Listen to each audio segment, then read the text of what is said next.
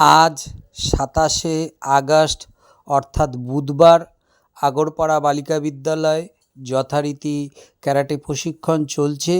গণেশ চতুর্থী আজকে শুভ দিন।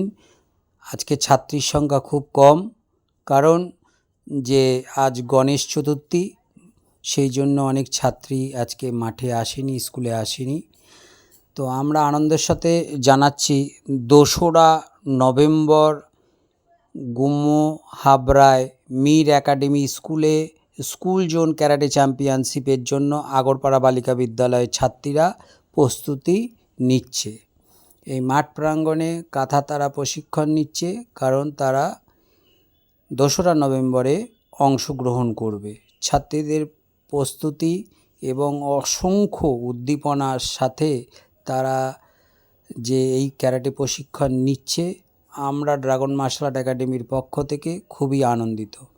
আর ছাত্রীদের উদ্দেশ্যে একই কথা বলবো যে ভিডিওটি লাইক সাবস্ক্রাইবার করবে, সকলের কাছে পৌঁছে দেবে, যাতে এই তোমাদের ক্যারাটে কাতা প্রদর্শনী দেখে তারা কাঁথাটা অনুশীলন করতে পারে।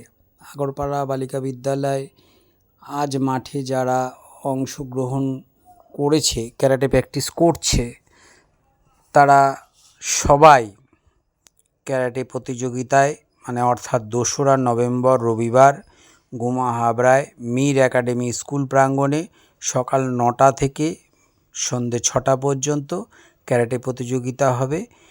এই প্রতিযোগিতায় বিভিন্ন স্কুলের ছাত্রছাত্রীরা অংশ নেবে। তারই প্রস্তুতি চলছে আগরপাড়া বালিকা বিদ্যালয়ের ছাত্রীরা কাঁথা প্রশিক্ষণের মাধ্যম দিয়ে তারা এই ক্যারাটে অনুশীলন করছে আগরপাড়া বালিকা বিদ্যালয়ের মাঠ প্রাঙ্গণে। আর গণেশ চতুর্থী বুধবার।